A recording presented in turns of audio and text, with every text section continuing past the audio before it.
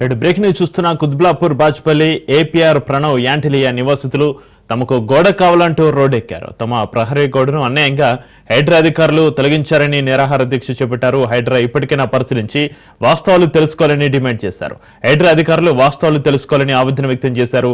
మా రోడ్డు మాకు కావాలి, మా రోడ్డు మా హక్కు, యాంటిలియాను రక్షించండి, ప్రజలపై దాడి కాదు అభివృద్ధి కావాలి అంటూ నినాదాలు చేశారు. మా కాంపౌండ్ వాళ్ళు కూల్చడం న్యాయమా అని నినాదాలు చేశారు. హెచ్ఎండీ ఆమోదించిన ప్లాన్ చేసిన గోడను ఎలాంటి సమాచారం లేకుండా కూల్చడం నివాసితుల్లో భయాందోళనలు కలిగిస్తుంది అన్నారు. కొందరు వ్యక్తులు తమ వ్యక్తిగత ప్రయోజనాల కోసం యాంటిలియా గుండా రహదారి యాక్సెస్ పొందడానికి తప్పుడు వాదనలో ఆరోపణలు చేస్తున్నారని వాపోయారు.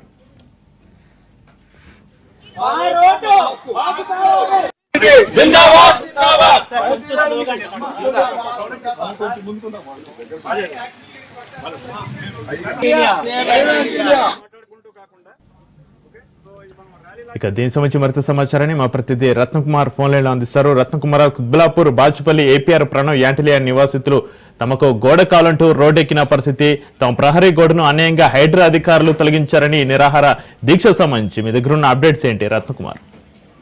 గత కొంతకాలం నుంచి ప్రభుత్వ భూములను ఆక్రమించుకొని లేదంటే అన్యాక్రాంతంగా ఏర్పాటు చేసినటువంటి నిర్మాణాలను హైడ్రా అధికారులు కూల్చివేస్తున్నారు.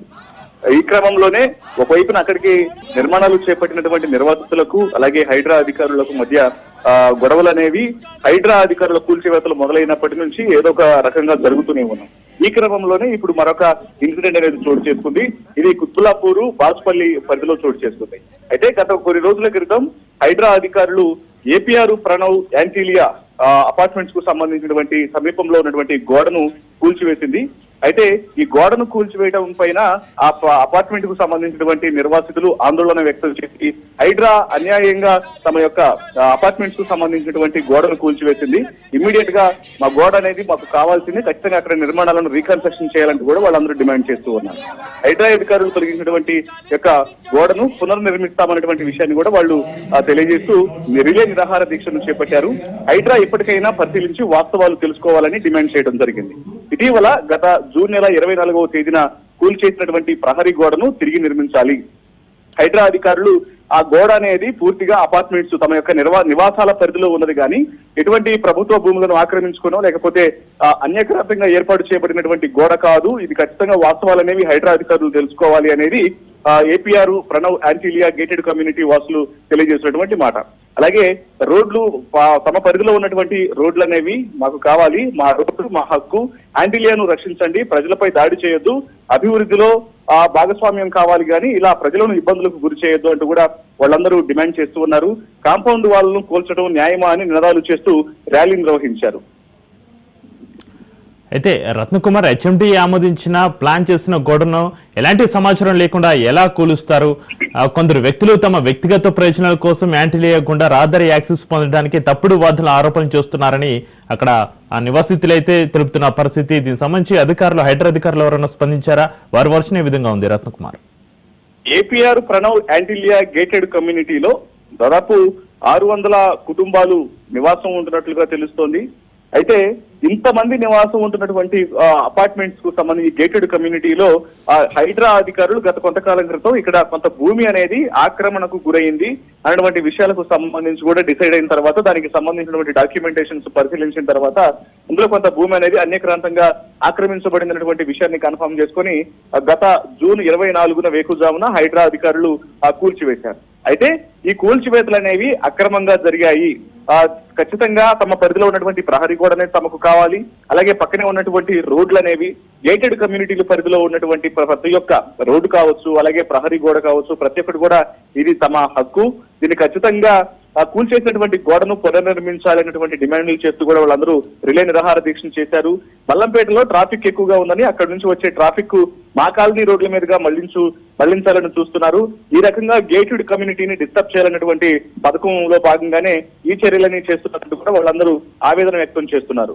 మల్లంపేట మీదుగా ప్రతిపాదించిన 100 అడుగుల రహదారి పూర్తి చేయాల్సి ఉండగా స్థానిక రాజకీయ ఆటంకాల కారణంగా అది ఇప్పటి వరకు పూర్తి కాలేదు. ఈ క్రమంలోనే తమ గేటెడ్ కమ్యూనిటీ పరిధిలో ఉన్నటువంటి రోడ్లను అలాగే ప్రహరీ వాల్స్ లను డిస్టర్బ్ చేసి ఇట్లా కూల్చివేతలు చేపట్టి తమను ఇబ్బందులకు గురి చేస్తున్నారు తప్ప ఇందులో ఎటువంటి న్యాయం లేదు. హైడ్రా అధికారులు ఈ వాస్తవాలన్నింటినీ గమనించి కూల్చివేసినటువంటి గోడను తిరిగి నిర్మించాలనేది ప్రస్తుతం ఏపీఆర్ ప్రణవ్ ఆంటీలియా గేటెడ్ కమ్యూనిటీ వాసుల యొక్క డిమాండ్ గా తెలుస్తోంది.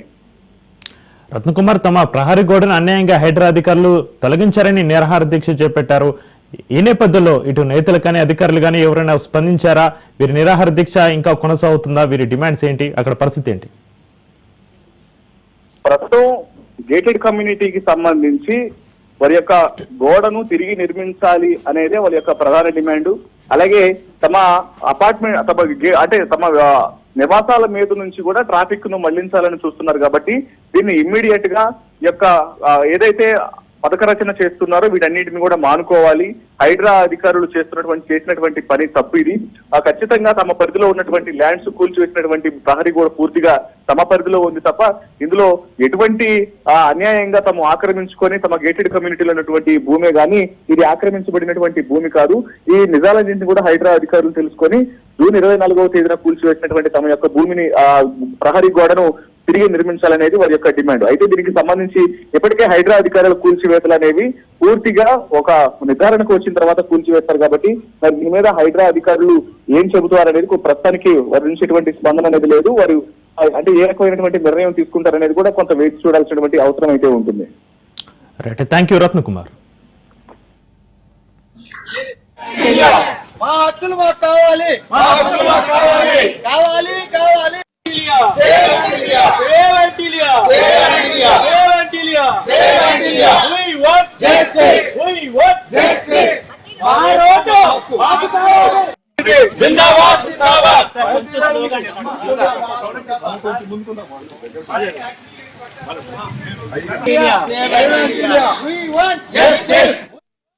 యాక్చువల్లీ జూన్ 24th డెమాలిష్ చేసిన వాల్ వల్ల మాకు సెక్యూరిటీ కన్సర్న్స్ ఉన్నాయి. ఇక్కడ మేము ఇల్లు తీసుకున్నదే మాకు end of the day jobs కి వెళ్ళొచ్చో, స్కూల్ కి వెళ్ళొచ్చో, పిల్లలకి పీస్ఫుల్ ఎన్వైరన్మెంట్ కావాలని మేము అందరం విల్లాస్ తీసుకున్నప్పుడు it has a compound wall. ఏదైతే మాకు వెంచర్ క్రియేట్ చేశారో ఆ వెంచర్ లో మేము కాంపౌండ్ వాల్ ఉంది, సేఫ్టీ ఉంది, ఇక్కడ అన్ని మెజర్స్ ఉన్నాయనే మేము ఇక్కడ ఇల్లు కొనుక్కున్నాం. ఆఫ్టర్ 10 years వచ్చి ఇక్కడ సడన్ గా ఆల్ ఆఫ్ సడన్ ఇక్కడ రోడ్ వస్తుంది అడిషనల్ గా అంటే లోపల ఉన్న 600 విల్లాస్ కమ్యూనిటీస్ కార్సే మాకు చాలా రష్ అయిపోతుంది మార్నింగ్ టైం.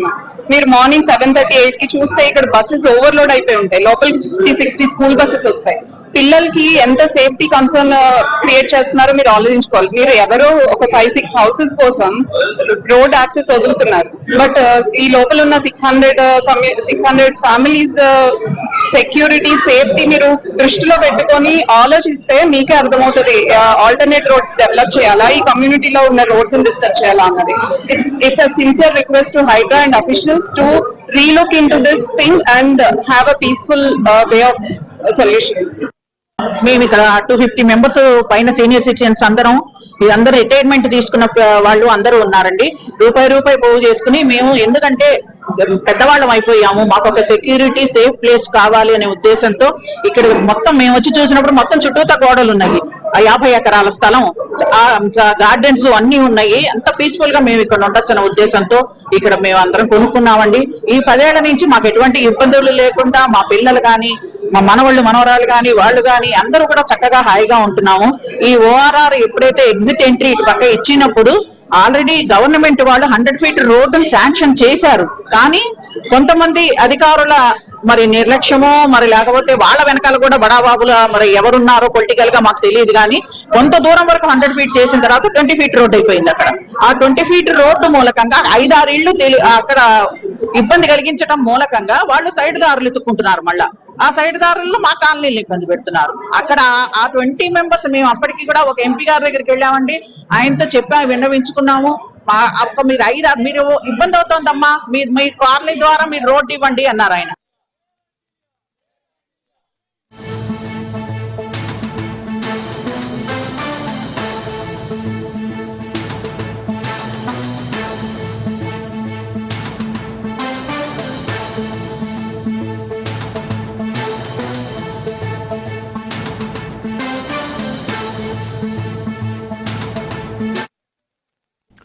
మరో బ్రేకింగ్ న్యూస్ చూస్తున్నాం. శ్రీశైలం జలాశయాన్ని గేట్ల నిపుణులు కన్నయ్య నాయుడు పరిశీలించారు. కన్నయ్య నాయుడు జలాశయం అధికారులతో పరిశీలించారు. జలాశయం రేడియల్ క్రస్ట్ గేట్ల స్థితిని కన్నయ్య నాయుడు క్షుణ్ణంగా పరిశీలించారు. శ్రీశైలం జలాశయం 10వ నెంబర్ గేట్ల ద్వారా వచ్చే నీటి లీకేజ్ వల్ల ఇబ్బంది లేదన్నారు. 10వ గేటు నుంచి నీటి లీకేజీ 10% కంటే తక్కువగానే ఉందన్నారు. శ్రీశైలం జలాశయం రేడియల్ క్రస్ట్ గేట్లకు క్రమం తప్పకుండా పెయింటింగ్ వేయాలని సూచించారు. జలాశయం ప్రారంభమై 40 ఏళ్లు అవుతుందని, ప్రస్తుతం మెయింటెనెన్స్ బాగుందని, ఇలానే మెయింటైన్ చేస్తే మరో 20 ఏళ్లు జలాశయానికి ఎలాంటి ఇబ్బంది లేదన్నారు. ఒకవేళ కుదిరితే 5 ఏళ్లలో శ్రీశైలం జలాశయం రేడియల్ క్రస్ట్ గేట్ల స్థానంలో కొత్తవి మార్చుకోవాలన్నారు. మరి ముఖ్యంగా జలాశయం ముందు భాగంలో ఏర్పడిన ఫ్లంజ్ పూల్ వద్ద శ్రీశైలం జలాశయానికి ప్రమాదం లేదని, జలాశయం నుంచి సుమారు 60 మీటర్ల దూరంలో ఫ్లంజ్ పూల్ ఉందన్నారు. దానివల్ల జలాశయానికి ఇబ్బంది లేదని గేట్ల నిపుణుడు కన్నయ్య నాయుడు తెలిపారు.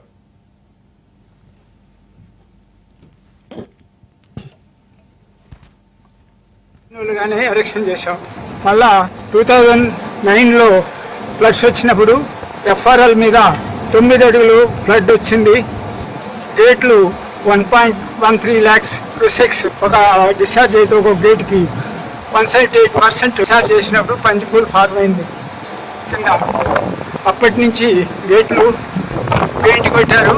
ఆ పెయింట్ కూడా 2010లో జరిగింది. 2010 నుంచి ఇప్పటి వరకు పెయింట్ జరగలేదు. సీల్ రీప్లేస్మెంట్ సీల్ ఉండేది బాటంలోను సైడ్లోను కొన్ని గేట్లకి రెస్ట్ పట్టిపోయి సీల్ అడ్జస్ట్మెంట్ అయినా లీకేజ్ నిలవకుండా పోతా ఉంది. యాజ్ పర్ ఇంటర్నేషనల్ కోడ్స్ ఈ గేట్కి 10 litres 1 metre length of seal leakage permissible. కానీ ఇప్పుడు లీకేజ్ అయ్యేది మనం ఎక్కడికి అలవబుల్, దీనికి చాలా 10% కూడా లేదు. కానీ మన ఇంజనీర్లు నీళ్లు నింపాలని చాలా శ్రమపడి జీరో లీకేజ్కి ట్రై చేస్తున్నాం. దానివల్ల గేట్ల ఆపరేషన్కి ఏం ప్రమాదం లేదు. మాన్యువల్గానే ఎరెక్షన్ చేశాం.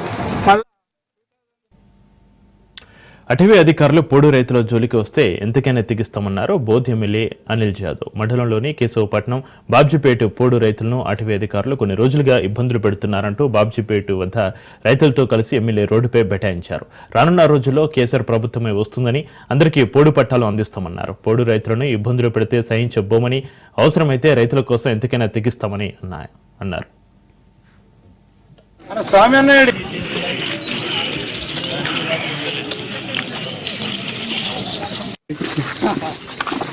చలో పోదాం. ఎంత వెళ్దామే. సరే నడు మరి ఇదే చూస్తుంది. నడు మరి చెప్పు. నడు నడు చలో భయ.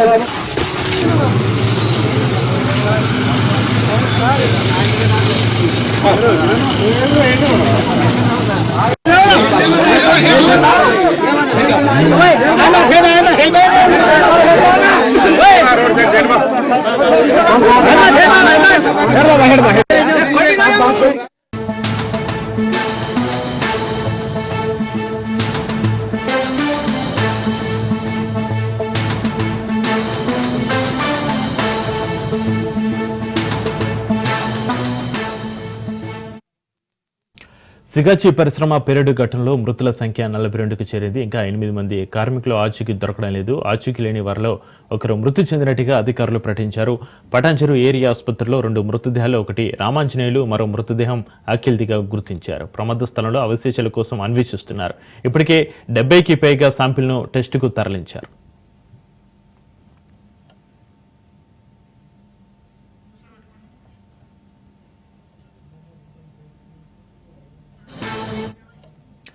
సిగాచి పరిశ్రమ పేలుడు ఘటనలో మృతుల సంఖ్య 42కు చేరింది. ఇంకా 8 మంది కార్మికులు ఆచూకీ దొరకడం లేదు. ఆచూకీ లేని వారిలో ఒకరు మృతి చెందినట్టు అధికారులు ప్రకటించారు. పటాన్చెరు ఏరియా ఆసుపత్రిలో 2 మృతదేహాల్లో ఒకటి రామాంజనేయులు, మరో మృతదేహం అఖిల్దిగా గుర్తించారు. ప్రమాద స్థలంలో అవశేషాల కోసం అన్వేషిస్తున్నారు. ఇక ఇప్పటికే 70కి పైగా శాంపులను టెస్టుకు తరలించారు.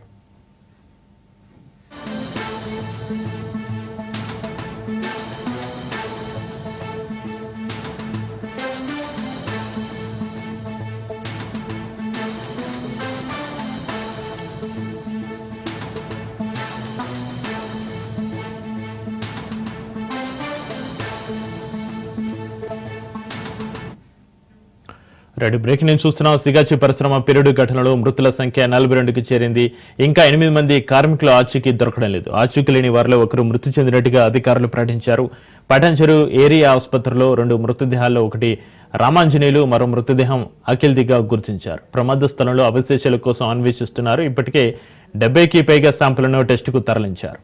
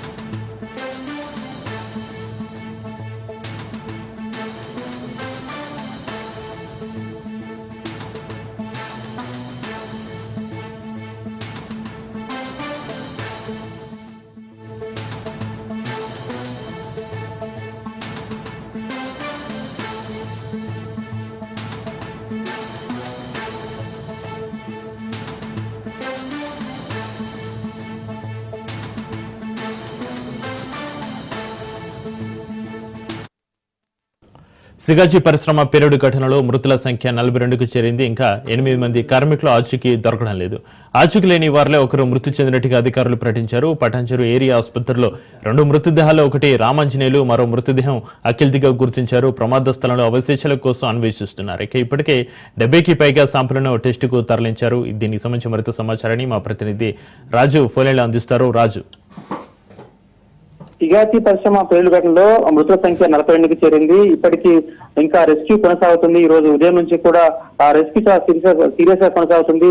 ఆ గల్లంతైన 9 మందికి సంబంధించి ఏ ఒక్క చిన్న క్లూ దొరికినా దాన్ని DNA టెస్ట్ కు పంపించే ప్రయత్నం చేస్తా ఉన్నారు. అయితే దానికి సంబంధించి ఎముకలతో మ్యాచ్ అయినటువంటి చికెన్ సింగ్ కుటుంబ సభ్యులకు DNA టెస్ట్ మ్యాచ్ కావడంతో వారికి ఒకటి గుర్తించారు. మిగతా 8 మంది కోసం ఇంకా ఆచూకీ కొనసాగుతుంది. పటాన్చెరు ఏరియా ఆసుపత్రిలో గుర్తిరని 2 మృతదేహాల్లో ఒకటి రామాంజనేయులు కాగా మరొకటి అఖిల్లుగా గుర్తించారు. ప్రమాద స్థలంలో అవశేషాల కోసం అన్వేషణ అయితే కొనసాగుతుంది. 70కి పైగా శాంపుల్లను ఇప్పటికే అటు టెస్ట్ కు పంపించారు. వాటికి సంబంధించినటువంటి పరీక్షల ఫలితాలు వస్తే గనక 8 మందిలో ఎంతమంది ఇంకా గల్లంతైన వారు ఎంతమంది దొరికే అవకాశం ఉంటుందని చెప్పి కూడా తెలిసే అవకాశం ఉంది. కాగా 8 మందికి సంబంధించి ఇక్కడ ఇంకా అక్కడే కుటుంబ సభ్యులు అయితే వెయిట్ చేస్తా ఉన్నారు. దానికి సంబంధించి 80కి పైగా శాంపుల్ తీసుకొని అటు టెస్టులకు పంపించడం అయితే జరిగింది.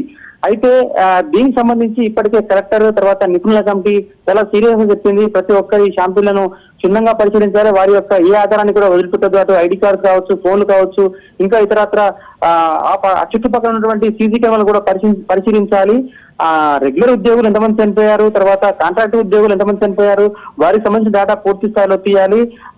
కంపెనీ దగ్గర ఎటువంటి రికార్డులు లేకపోగా వాళ్ళు రికార్డులు లేవని చెప్పి చెప్తా ఉన్నారు. కానీ రికార్డులు కంపల్సరీ ఉంటాయని చెప్పి ఇప్పటికే పలు రాజకీయ పార్టీ నాయకులు డిమాండ్ చేసిన సందర్భంలో ఖచ్చితంగా కమిటీ కూడా నిపుణుల కమిటీ, హై లెవెల్ కమిటీ 2 కమిటీలు కూడా వారి దగ్గర ఉన్నటువంటి రికార్డ్స్ అన్ని కూడా స్వాధీనం చేసుకోవాలి. దానికి సంబంధించిన డేటా పూర్తిగా పరిశీలించాలి. అసలు గల్లంతైన వారి సంఖ్య పూర్తిగా తీయాల్సి ఉంది. ఇప్పటికీ 7 రోజులు కావస్తున్నా ఇంకా గల్లంతైన వారి సంఖ్య తేల్చకపోవడంతో అటు అధికారుల్లోనూ ఇటు కుటుంబ సభ్యుల్లోనూ కొంత ఆందోళన ఉంది. అయితే మొదటి నుంచి అధికారులు ఆందోళన చెందినట్టుగా అటు బూడిది, బొక్కలు, చిన్న చిన్న మాంస ముద్దలు మాత్రమే దొరుకుతున్నటువంటి పరిస్థితి. కాబట్టి వాటన్నిటిని ఏ ఒక్క అవకాశాన్ని కూడా వదలకుండా చిన్న చిన్న మాంసం ముద్దలైనా తర్వాత చిన్న చిన్న బోన్స్ దొరికిన వాటన్నింటినీ కూడా DNA టెస్ట్ పంపిస్తున్నారు. అక్కడ నుంచి పరీక్ష అనంతరం వాటికి చెప్పే ప్రయత్నం చేస్తున్నారు. కాబట్టి ఆ 70 మందిలో ఒక్కరి మ్యాచ్ కాగా ఇంకా 8 మంది కార్మికులకు సంబంధించినటువంటి DNA టెస్ట్ రావాల్సి ఉంది. దానికి సంబంధించినటువంటి దానికోసమే ఇంకా చాలా ముమ్మరంగా రెస్క్యూ అయితే కొనసాగుతుంది. రాజు, ఇంకా 8 మంది కార్మికుల ఆచూకీ అయితే దొరకడం లేదు అన్నట్టుగా తెలుస్తుంది. 8 కార్మికుల బంధువులు ఏమంటున్నారు? మీరు చెప్పినట్టుగా ఘటన జరిగి 7 రోజులు కావస్తుంది. ఘటన జరిగి 7 రోజులు కావస్తున్న నిద్రానక నీరానక వాళ్ళు అక్కడే ప్రభుత్వం ఏర్పాటు చేసినటువంటి వ్యవస్థ గృహంలో ఉన్నారు. ప్రతిరోజు వాళ్ళు నిరీక్షిస్తూనే ఉన్నారు. అక్కడ అటు అధికారుల చుట్టూ, హాస్పిటల్ చుట్టూ, తర్వాత ఘటనా స్థలానికి తిరుగుతూ రోధిస్తా ఉన్నారు. అక్కడ చూపర్లంతా కూడా కంటతడిపడినటువంటి మనము ఎన్నో విషయాలు చూస్తా ఉన్నాము. వాళ్ళైతే డిమాండ్ చేస్తా ఉన్నారు. గత 7 రోజులు కావస్తున్నా 7 రోజులు అయిపోయినా ఇప్పటికీ ఇంకా మా మృతదేహాలను గుర్తించకపోవడం అయితే బాధాకరం అని చెప్పి బాధపడతా ఉన్నారు. వాళ్ళకు సంబంధించినటువంటి అటు ఒడిశా, ఉత్తరప్రదేశ్, మహారాష్ట్ర, జార్ఖండ్ లాంటి రాష్ట్రాల నుంచి కూడా అధికారులు విచ్చేసి అధికారులతో మాట్లాడి తొందరగా గుర్తించాలి, వాళ్ళకి ఏదో న్యాయం చేయాలని చెప్పి వాళ్ళు కూడా ఇక్కడ కొన్ని రోజులు ఉండి డిమాండ్ చేసినటువంటి పరిస్థితి. అయితే వారికి సంబంధించిన విషయంలో ఆయా ప్రభుత్వాలు చొరవ తీసుకొని మన ప్రభుత్వంపై ఒత్తిడి చేస్తున్న నేపథ్యంలో ప్రభుత్వం కూడా చాలా సీరియస్ గా తీసుకుంది. అటు కుటుంబీకులు అయితే పాపం అక్కడే ఉంటూ వాళ్ళ కాళ్ళ ఎలా పడతా ఉన్నారు. కలెక్టర్ కాళ్ళ మీద పడ్డ ఘటనలు కూడా చాలా ఉన్నాయి. అక్కడంతా కూడా వాళ్ళ కంటతడిని చూస్తే అందరూ కూడా సూపర్లు కంటతడి పెట్టిన పరిస్థితి కనిపిస్తా ఉన్నది. అయినప్పటికీ ఇంకా వెయిట్ చేస్తా ఉన్నారు. అయితే దీనికి సంబంధించిన విషయంలో అటు ఎక్స్గ్రేషియా విషయంలో, తర్వాత పిల్లల చదువుల విషయంలో ప్రభుత్వం చొరవ తీసుకుందని చెప్పిన నేపథ్యంలో ఖచ్చితంగా లెక్క స్పష్టం కావాల్సి ఉంది, లెక్క పూర్తిగా తేల్చాల్సి ఉంది. దానికి సంబంధించి ఇటు రెస్క్యూ కొనసాగుతుంది. అటు హై లెవెల్ కమిటీ, తర్వాత నిపుణుల కమిటీ ఆదేశాలు జారీ చేసిన నేపథ్యంలో కలెక్టర్ కూడా చాలా సీరియస్ గా తీసుకొని అటు ఎస్పీ, కలెక్టర్ ఎప్పటికప్పుడు ఉన్నతాధికారులకు సూచనలు చేస్తూ రెస్క్యూ అంతా కూడా ప్రతి ఏ ఒక్క చిన్న అవకాశాన్ని వదిలిపెట్టకుండా ఈ రోజు సాయంత్రం కల్లా చేయాల్సి ఉండే, కానీ రెస్క్యూ అయితే కొనసాగుతుంది. మరి ఈ సాయంత్రానికి ఏమైనా ప్రకటన వస్తుందా అనేది ఆ బంధువులు అయితే కుటుంబీకులంతా కూడా ఎదురు చూస్తున్నటువంటి పరిస్థితి మనకు కనిపిస్తుంది. రైట్, థ్యాంక్ యూ రాజు.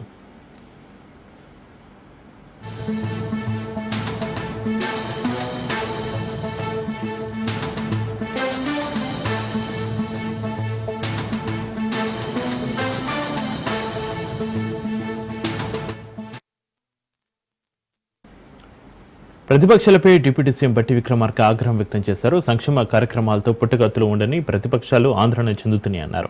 ఎవరెన్ని కుట్రలు చేసినా ప్రజల కోసం ప్రజాప్రభుత్వం నిటారుగా నిలబడి పనిచేస్తుంది అన్నారు. ఖమ్మం జిల్లా మధురలో ఇందిరమ్మ ఇళ్ల పట్టాల పంపిణీ కార్యక్రమం జరిగింది. రాష్ట్రంలో 1,10,00,000 కుటుంబాలు ఉండగా 93 లక్షల కుటుంబాలకు ఏదో ఒక సంక్షేమ కార్యక్రమాన్ని ఇందిరమ్మ ప్రభుత్వం అందిస్తుందని వివరించారు.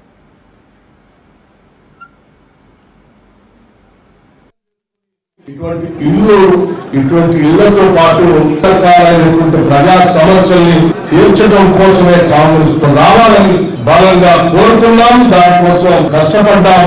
మీరందరూ కూడా శ్రమించి ఆ ప్రభుత్వం వచ్చే సమస్యల పరిష్కారం అవుతూ మీరు కూడా భుజం కలిపి పెద్ద ఎత్తున ఇంధన రాజ్యాన్ని తీసుకొచ్చారు. ఈ రాజ్యంలో గత ప్రభుత్వం 10 సంవత్సరాలు డబల్ బెడ్రూమ్ ఇల్లు ఇస్తామని, ఇల్లు లేని పేదవాళ్ళకి, ఆ కుటుంబంలో ఉన్నటువంటి ముసలి వాళ్లకు, పిల్లలకు ఆశ చూపించి 10 ఏళ్ళు వాళ్ళ ఓట్లు పొందడం కోసం ప్రయత్నం చేశారు తప్ప ఇల్లు కల్పించాలనేటువంటి ఆలోచన మాత్రం ఏమాత్రం చేయలేదు.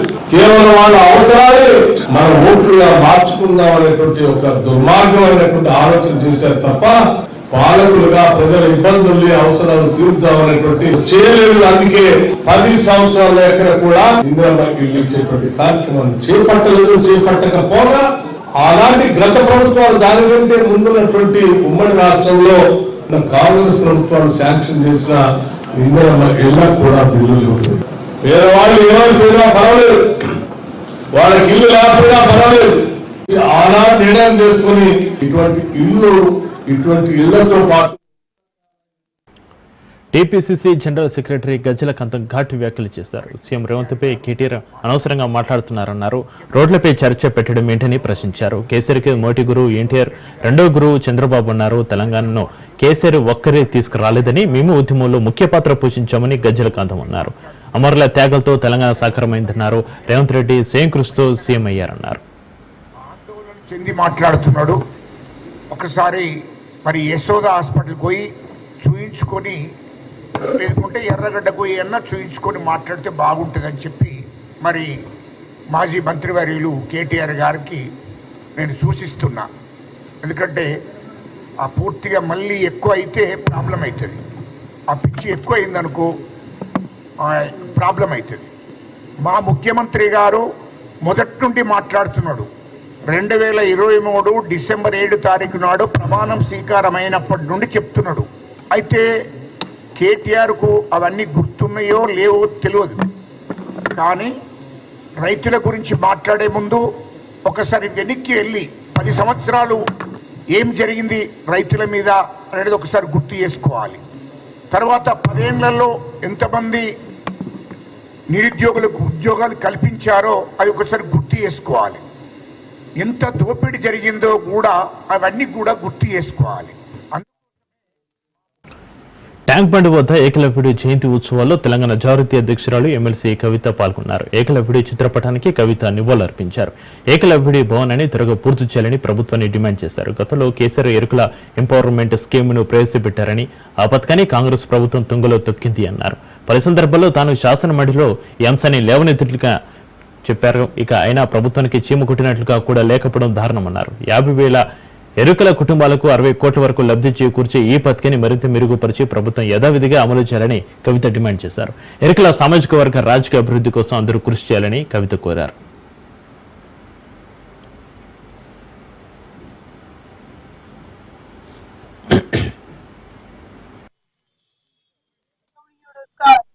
జయంతి కూడా ఇవాళ మన ఎరుకల సమాజ సోదరులందరితో కూడా కలిపి జరుపుకోవడం చాలా సంతోషంగా ఉంది.